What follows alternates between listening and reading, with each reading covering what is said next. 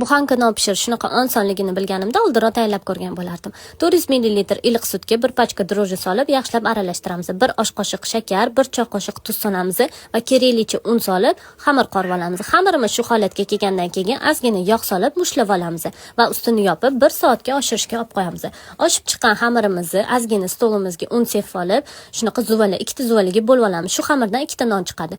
Xamirimizni ichiga qaratib rulet shaklida o'rab olamiz. Men yanada o'xshab chiqish uchun non qolipdan foydalandim. Sizlarga yo'q bo'lsa, keks qolipdan foydalansanglar bo'ladi. Yaxshilab yog' surib olamiz, xamirimizni ichiga solib olamiz va ustini yopib 20 minut yana oshirishga olib qo'yamiz.